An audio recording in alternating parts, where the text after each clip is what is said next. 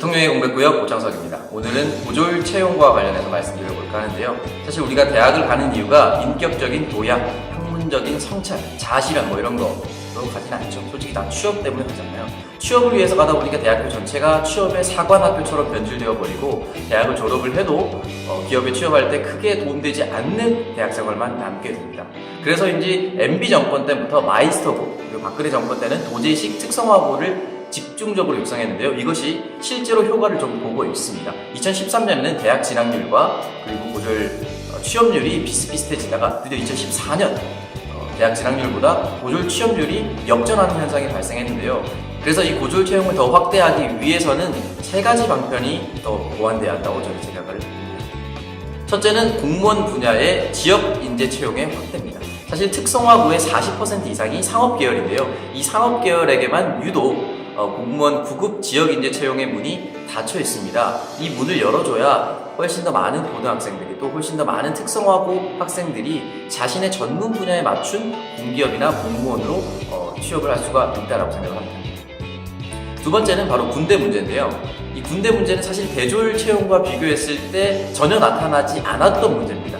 대졸자들이야 대학 중에 휴학을 하고 군대를 다녀와서 복학을 해서 대학을 졸업하고 취업을 하는 과정을 거치는데요. 고졸 채용자 같은 경우는 고등학교 졸업하자마자 취업되기 때문에 군대를 다녀오지 않는 남학생들이 발생하는 거죠. 따라서 고졸 채용자들에 한해서는 취업을 한 상태에서 기업이 국가의 지원과 기업의 배려를 통해서 군대 휴직 또는 대체 복무를 허용해줘야 국가는 기업에게 군대 휴직을 쓸 수 있도록 제도적으로 보완을 해줘야 되고요. 국가는 이 고졸 채용자들을 위해서 많은 대체 복무 자원을 활용할 수 있어야 합니다. 특히나 남성 같은 경우는요. 제조 분야에는 대체 복무나 병역 특례가 있는가 하면 건설이나 플랜트 분야에는 병역 특례나 대체 복무가 전무한 상태인데요. 이러한 소소한 분야까지도 국가가 잡아내서 대체 복무를 활성화시키거나 아니면 아예 군대 휴직 자체를 인정해주고 언제든지 복직할 수 있는 시스템으로 만들어줘야만 고졸 채용자들이 마음 놓고 취업할 수가 있고 기업주 입장에서도 일을 열심히 하던 사람들이 군대를 갔다 올 때까지도 기다려줄 수 있을 거라고 생각합니다. 네, 세 번째는 인간다운 노동 환경의 조성입니다. 사실 특성화고 출신이나 마이스터고 또는 고교생들이 파견을 나가서 자살을 하는 안타까운 사건들이 발생했었는데요. 지난 7년간 6명이 산업 현장에서 사망하는 일도 발생했었고 많은 스트레스 그리고 직무 분야와 전혀 상관이 없는 일로 인한 스트레스를 호소하고 있습니다. 따라서 인간다운 노동 환경을 조성해 주는 것이 첫 번째인데요. 이를 해결하기 위해서는 국가가 나서야 합니다.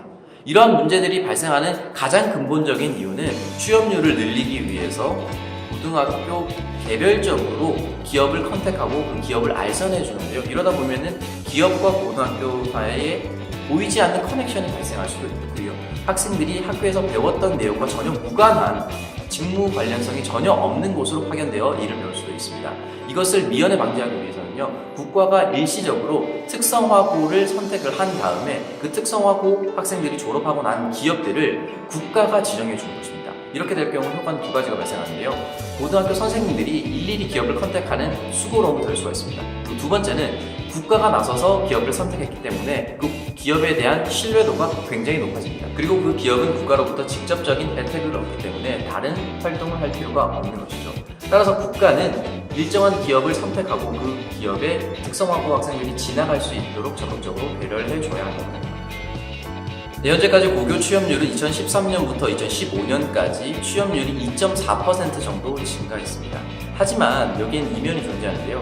4대 보험에 가입된, 그러니까 4대 보험을 보장해주는 기업에 취업하는 사람들은 4% 정도 감소했다고 합니다.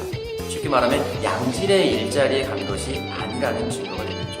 특히나 4대 보험이 가입되지 않은, 그러니까 소득증명서와 재직증명서만으로 취업을 했다라고 분류한 사람들이 6.4%가 증가했습니다. 그러니까 양질의 일자리가 아닌 취업률을 높이기 위한 일자리로 다가섰다는 것이죠. 고등학교를 우리가 특성화고를 만들고 마이스터고를 만들었던 이유는 그 사람의 직무 분야를 인정해주고 전문 분야를 돋아주기 위해서였습니다. 막연히 취업률에 현혹돼서는 안 된다는 것이죠. 양질의 일자리를 보존해주기 위해서 국가가 나서서 이 고졸 채용자들 그리고 이 전문 분야의 고등학교를 꾸준히 저는 지원해줘야 한다고 생각합니다. 새로 들어온 정부가 MB 정부와 다르고 박근혜 정부와 다를 수 있습니다. 하지만 이 고졸 채용자 역시 우리가 함께 가야 할 우리 소중한 대한민국의 국민입니다. 내가 고등학교 때 배웠던 전문 기술을 활용할 수가 있고 4대 보험이 보장될 수 있는 양질의 일자리에 취업할 수 있도록 국가가 적극적으로 지원을 해주고 산학협력을 해줘야 한다고 생각합니다. 비록 서로 다른 정부에서 추진된 내용이다 하더라도 고졸 채용자 역시 또는 고졸 취업 준비자 역시 우리 소중한 대한민국의 국민입니다. 그 국민을 위해서 노력하는 것 역시 새 정부의 역할이자 과제라고 생각합니다. 고졸 채용과 국가적 지원의 확대, 대통령의 공격부역 새로운 정책 제안이었습니다.